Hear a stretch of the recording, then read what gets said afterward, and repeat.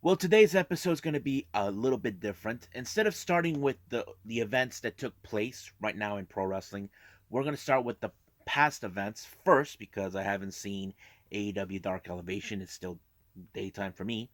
We're going to start with this thing called the NHP Japan Pro Wrestling 70th Anniversary Legacy, which is 2 days of wrestlers from different promotions, either if it's independent or major. It's a little interesting thing to watch.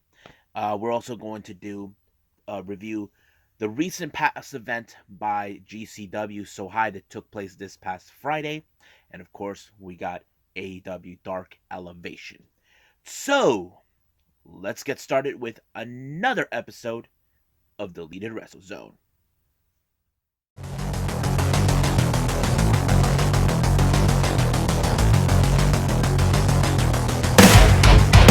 Are you ready? Get up, get up! Get up, get up! Get up, get up! Get up, get up! Get up, get up! Get up, get up!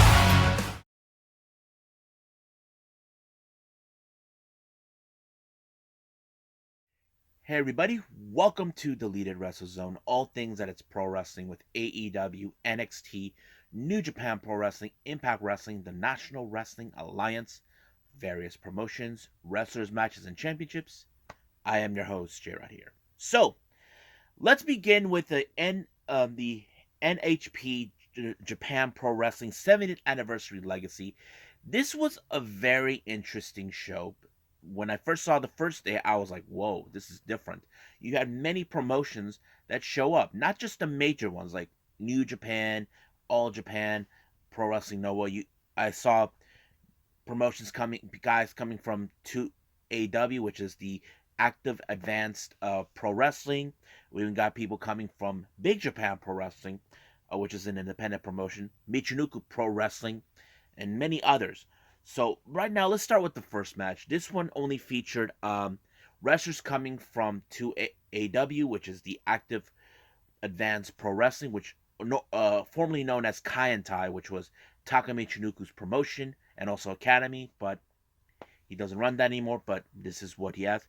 The first team to come out, it was a tag team. We have Kotaro Yoshino teaming up with Ayato Yoshida to take on Tashi Takisawa, hopefully I pronounced it right, and Kengo Machino. Now this was I haven't seen a 2AW event for quite some time, but it was a very impressive match. But I still don't know. There are some wrestlers I'm still trying to familiarize myself from the last time I saw this, but it was really good. But it was Taishi who picked up the victory when he pinned Ayato for this, and they seemed because this team is mostly comprised of wrestlers who are currently champions, and I think that played out pretty well for them on this one. The next match we have is wrestlers coming from Pro Wrestling Noah. We have one team. We got Yasutaka Yano teaming with Kinya Okada versus Junta Miyawaki and Naomichi Marufuji. This was a really good match, but I did like what Marufuji did. He kind of gave a little bit more space for Junta to do much of experience. Junta is the wrestler that is currently like still on the learning curve with the others, with Okada and Yano, and it kind of fits in for him. And I think it played out well.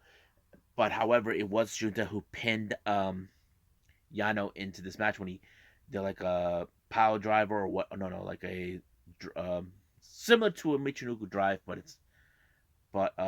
that's how it goes. And of course, now Michi gave him the room to do that. Next up, we have is a six-man tag team match. Wrestlers coming from Pro Wrestling, Big Japan Pro Wrestling. First team, we got Yuya Aoki teaming up with Okami, which is a tag team consistent of Hideyoshi Kamitani and Daichi Hashimoto, taking on Yasufumu Nakanoe, teaming with tag team Strong BJ, Yuji Okabayashi, and Daisuke Sekimoto. This was more of a, how do I say, heavy hitter, brute type match. If you guys pay attention, clearly with Big Japan Pro Wrestling, not only they do death matches, but there are wrestlers who are huge and they are very, very heavy hitters. But it was Yasumufi that picked up the victory when he pinned Yuya Aoki and gave them the advantage on this match for them to win. Our next match, we have, of course, guys coming from Michinoku's Pro Wrestling. First team, we got Tora Naoishi Ryu Aogagi taking on Koji Kawamura and Masushi. This was a very good match. I think it was pretty good, despite the fact these guys are independent. Um, I think it was pretty well, but it was, of course, Noashi who pinned Musashi. Who Musashi is the top dog in Michinoku Pro Wrestling. I thought it was pretty well. I was impressed with that. And then the next match we have our favorite guys coming from New Japan Pro Wrestling. First team we have is Master Wato teaming with his mentor Hiroyoshi Tenzan. If you guys know this, it was Tenzan who trained him, taking on, of course, Ryusuke Taguchi and Blue Justice Yuji Nagata. It was a great match. They even made reference to AEW in the commentary section. I was like impressed with that. And of course, it was Nagata that pinned Master Wato. You know that Nagata is the strong teacher in the group, but it was him who pinned up the match. It was great to see him do it. Now we get into a battle royal in this last match where we have wrestlers coming from various promotions. Now I'm going to go in order who actually participated. We have Atsuki Aoyagi from All Japan Pro Wrestling, Ren Ayabe from Just Tap Out Professional Wrestling, Ruichi Kawakami from GLEAT, which is that new promotion just started this year, Toru from Total Triumph Team, an independent promotion, Masaaki Mochizuki from Dragon Gate, Yuki Ino from DDT, but he was accompanied by none other than Shuko Dino, Masao Inoue. He's originally a freelancer, but he's mostly been appearing in Pro Wrestling Noah. Kim Duke, he's basically a freelancer. Masayuki Kowo, also another freelancer. Shoki Katimura from Pro Wrestling 01. Yuki Ishikawa, Big Japan Pro Wrestling. Brother Yashi from Dove Pro Wrestling, but he also made appearances in Dragon Gate in the past. Yudaka Yoshi, he's a freelancer. Shota, he's from DDT Pro Wrestling, but mostly he's been appearing in Ganbari. Gurukun Mask, he's from the Ryuku Dragon Pro Wrestling. Onro from the Deathmatch Group promotion 666. And then finally, Azami Kodaka from Pro Wrestling Bazara. Now, anything could happen in this match. It's amazing that these guys are coming from different promotions. I think it was a pretty good battle royal. But to me, it was hard to predict who was going to win. But I just let it watch and see who was. And it was, of course, Masaaki Mochizuki. I was impressed with him. He took on, of course, Izami Kodaka, who is the promoter and founder of Pro Wrestling Bazara. I thought it was pretty good. I enjoyed it, and it was really, really fun to watch. What I think about day one, I have to say it was pretty good. But what does this mean for day two? I think that's coming up right now. So let's get cracking and see what really took place in day two of NHP Japan Pro Wrestling 70th Anniversary Legacy.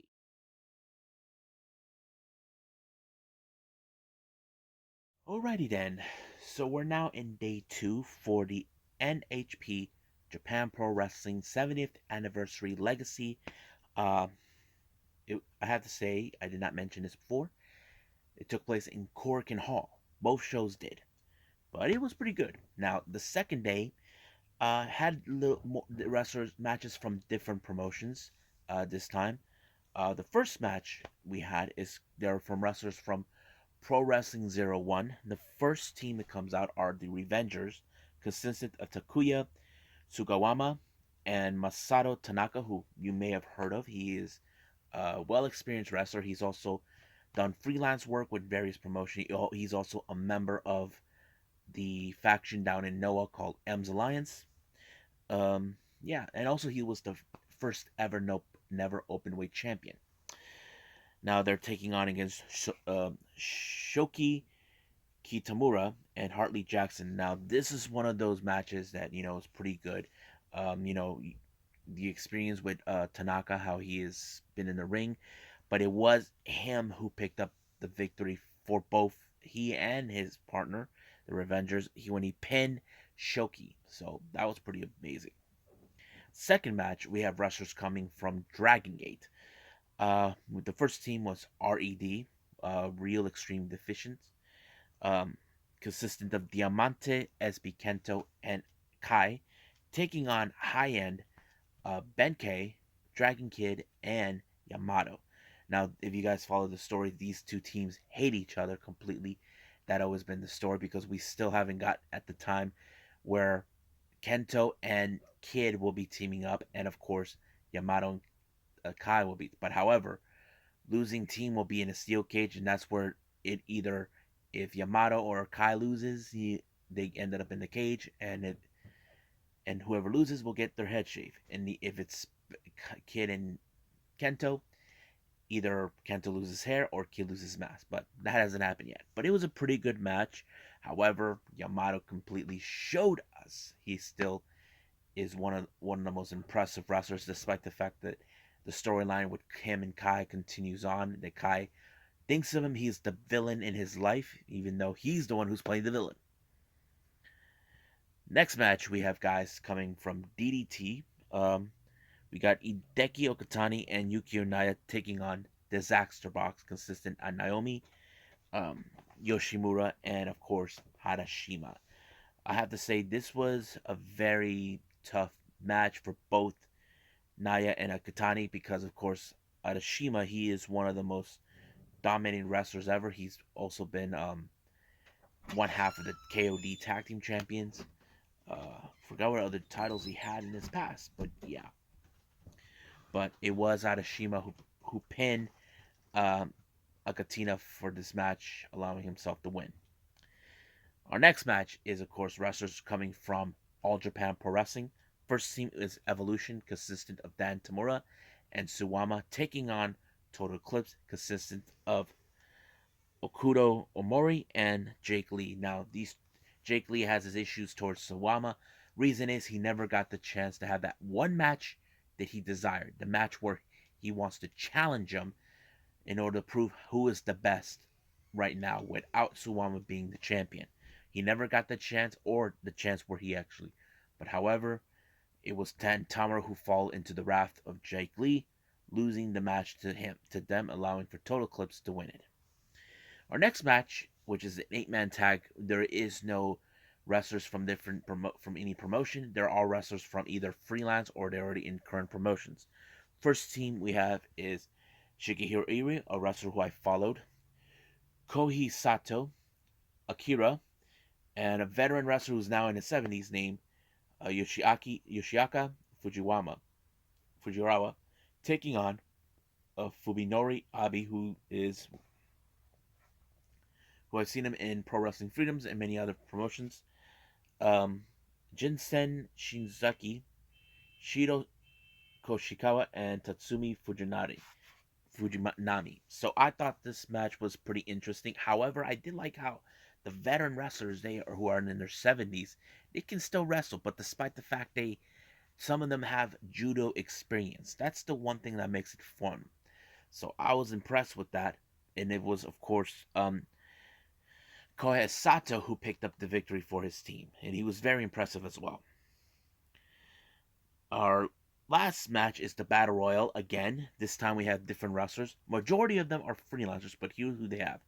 They have Masashi Takeda, Shotaro Oshimo. Well, originally I see him in All Japan, but he's a freelancer from what I'm hearing.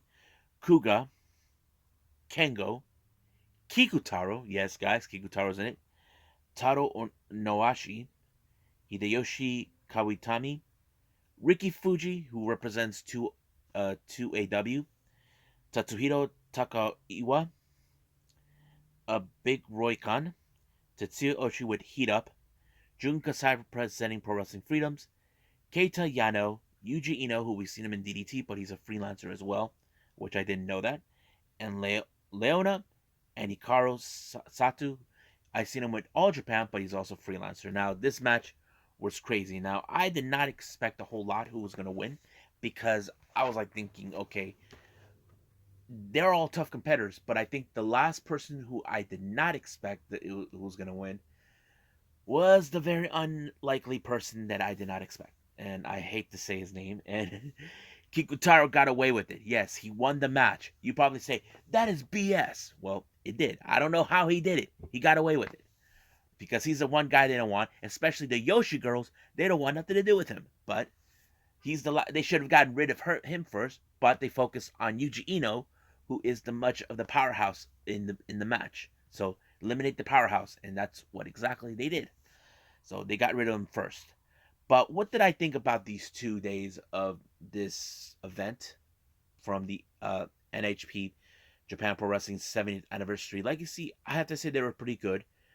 But for me, I say I like the first day better. It felt much a really good event.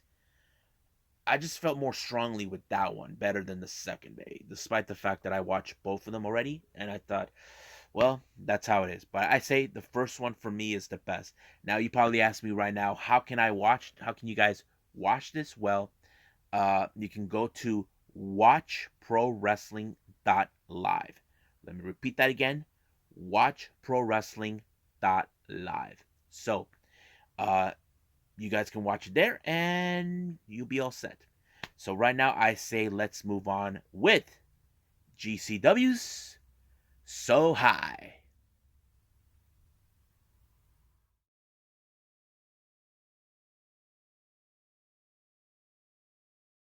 Okay, so we got the latest Game Changer Wrestling, or as GCW as we call it, their latest event, So High 2021, that took place in Houston, Texas. They were back over there, but of course, a lot of good matches. We had debuts in GCW. We have Bandito making his debut, and of course, Demotic Flamita.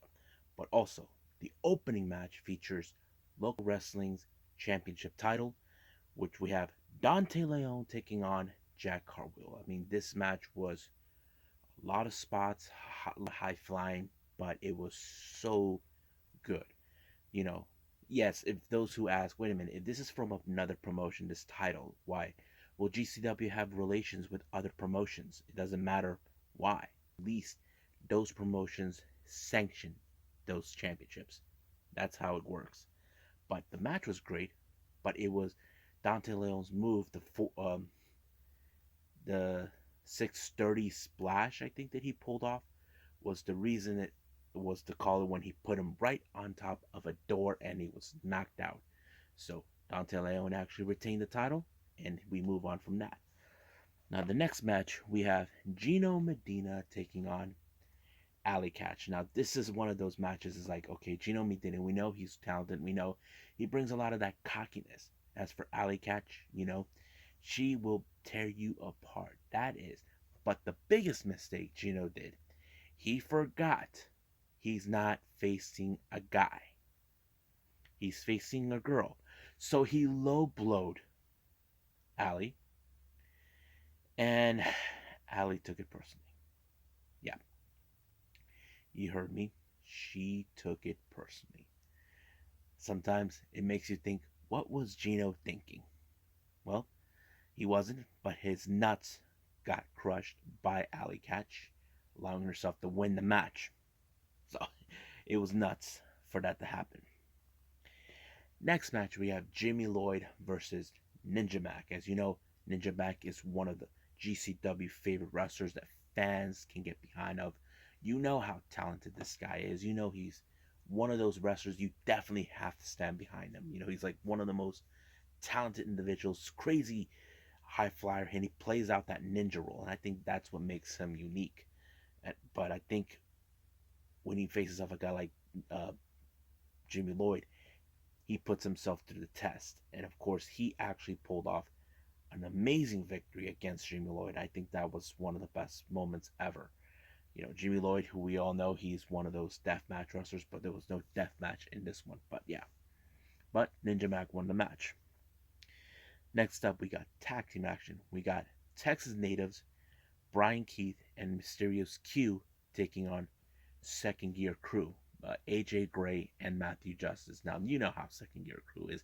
These guys are rowdy dazzle type of guys that will bring out all the energy, all the toys. And that's what they do. However, this is one of the most intensifying matches I've ever watched. And I think it brought out a lot of the character with Second Gear Crew to prove they mean business and they're not here to play. And that's what makes them great. And I think Brian Keith and Mysterious Q learned it the hard way until it was over when they pinned Mysterious Q, allowing themselves to win the match.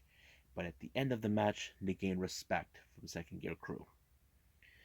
Our next match, we have Lucha Libre style. We have on one corner Drago Kid, Chris Carter, and ASF taking on what was it? Lowrider, Demonic Flamita, and Gringo Loco. Now, this is Demonic Flamita's first ever GCW involvement. I think it played out pretty well. I think this is a great high flying match.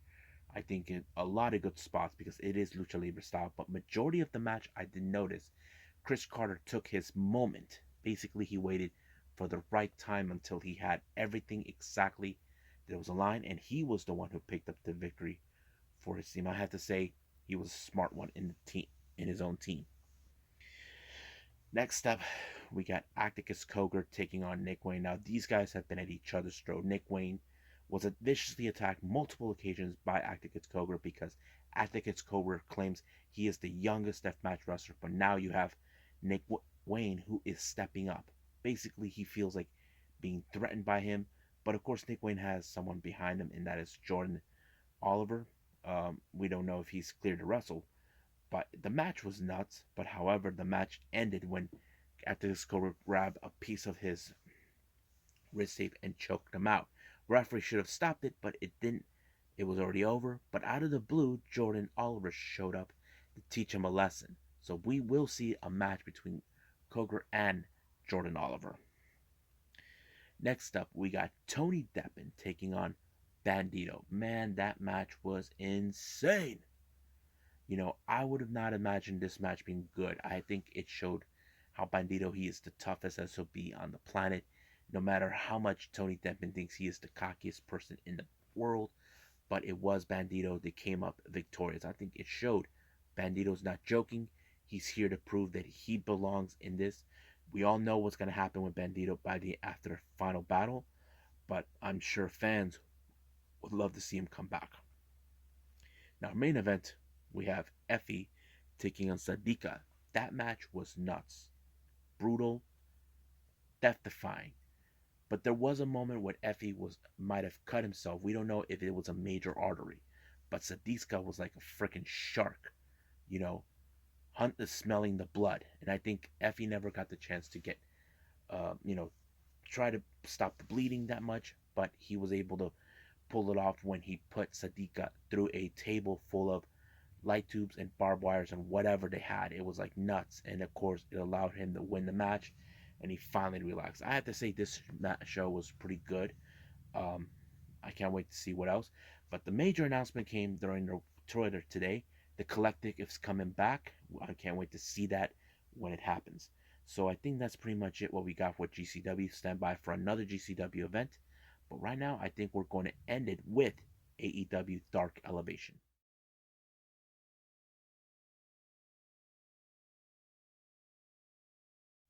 Okie dokie, so it's time for AEW Dark Elevation. Opening match, we have Rio taking on Angelica Risk. This match, it was okay. Angelica Risk tried to throw in her very best at Rio, but we all know Rio. Don't let the size fool you. She will not back down no matter how small she is. But we know she will be ready this coming Wednesday to take on Jamie Hayter because we do know she has a shot to take on Britt Baker for the AEW World Women's title. But it was Riho that put the double knee on Angelica and allowing herself to win the match.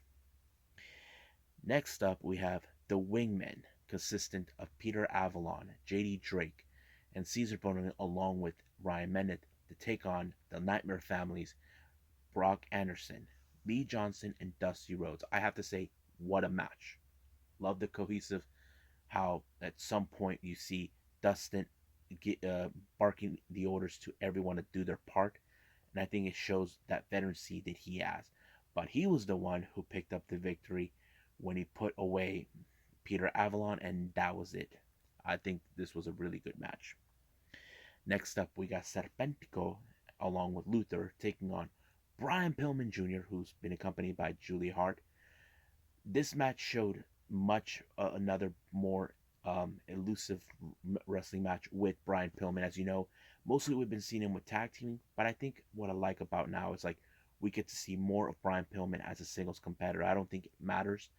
I think we know both men can compete both as singles and tag team. But I would like to see the Varsity Blondes become tag team champions, so that way we know down the line they will challenge as individual wrestlers.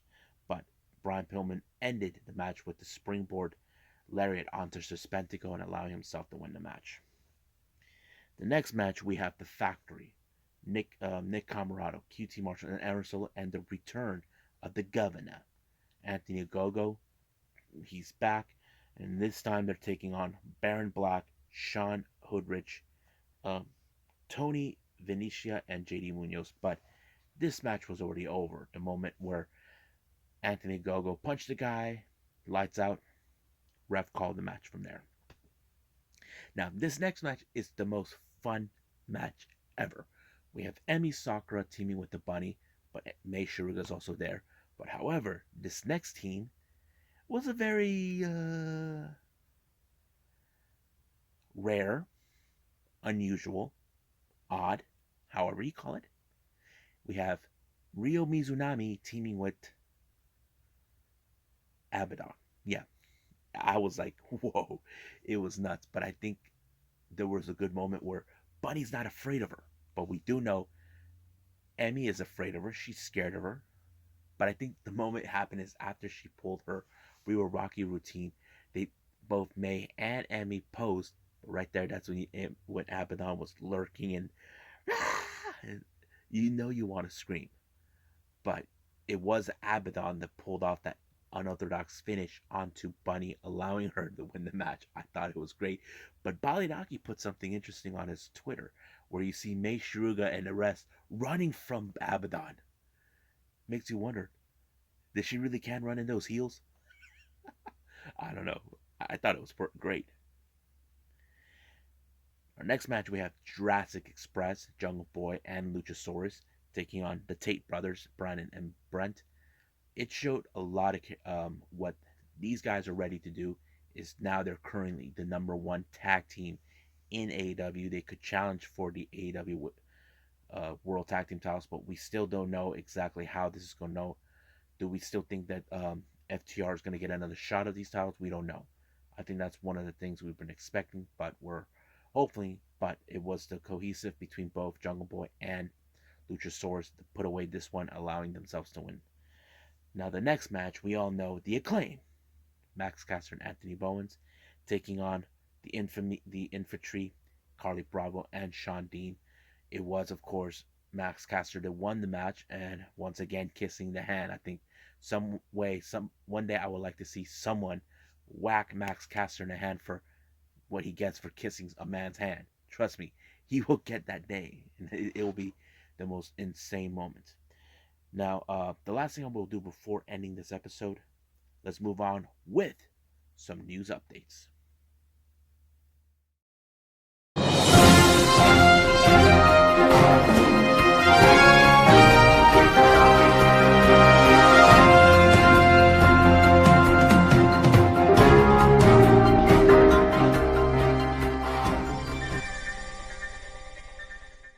Okay, as you know, we've been told about not too long ago, Will Ospreay will be making his MLW debut very soon. However, It appears it's not going to happen. The reason this is not going to happen was because it just turns out that New Japan Pro Wrestling are not working with them anymore. But however, as you know, Tajiri is the current MLW middleweight champion.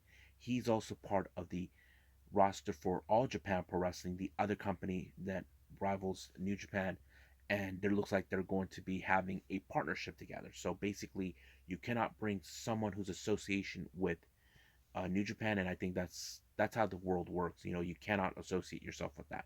So practically, that's what's going to happen. Now, as you know, Jonah, formerly known as Bronson Reed, has been making headways. He made his Impact debut. He even appeared on New Japan on Battle of the Valley. But now it's been announced that he will participate in the 2022 Pro Wrestling Guerrillas Battle of Los Angeles. This is one of the annual tournaments that take place. As you know, there was no Battle of Los Angeles last year due to the pandemic, but now it's back. We haven't seen this almost 2 years ago. I can't wait to see what they're going to do with this one. In other news, Kaire Sane, as you know, we have been trying to speculate what we're going to do. We do know her position with WWE was as an ambassador for Japan, try to help out, get some talent, or trying to overturn fans or wrestlers trying to get them on the WWE bandwagon. But as you know, they recently terminated the jobs in Japan for the Japanese division. But how recently, right now, on social media, Kairi Sane removed the WWE name from her social medias. It's also maybe a teaser that she could be finally free from WWE. Now, Bushiroad, on the other hand, not too long ago, were attempting to sign her again because they really believe they can boost her. Now, I did mention I hope that Kairi Sane does go back to where it all began for her. I think she will be a fine addition to go back to Stardom, and it's going to be one heck of a time. And finally, as you know, Cora Jade made some great headways doing that insane dive on NXT War Games. And of course, she said that she would like to thank her hero. And her hero turned out to be CM Punk. And I think it shows this is why she became a wrestler, to do things that no one would say you can't do that. And I think she is one of those wrestlers we definitely can get behind. But the real problem is, will we ever see that type of person that we saw at NXT War Games? That is the question we need to answer ourselves. But right now, we just gotta play the wait game to see what's gonna be like. But right now, I think that's it for all of you. Let's end it right now. Well, I hope you guys enjoyed everything I did for all of you, reviewing all of these shows that took place. Hope you guys enjoy me reviewing the NHP Japan Pro Wrestling, the 70th Anniversary Legacy, and of course GCW and AEW Dark Elevation. Coming up, we will have, of course, New Japan Pro Wrestling back with, don't remember if it's the best, I think World Tag League, I believe. I'm not sure. Hopefully that's the case. And then, of course, we got NWA, possibly NWA Power, possibly, AEW Dark, and NXT. And I might throw in New Japan Strong since I was unable to see it this past Saturday. Looks like it's already been set for the Watch Pro Wrestling Live, but I think that's pretty much it what we can do. So let's just see what happens tomorrow. But for now, I'll see you guys in the next DWZ time, same DWZ channel. I must bid all of you adieu. So goodbye.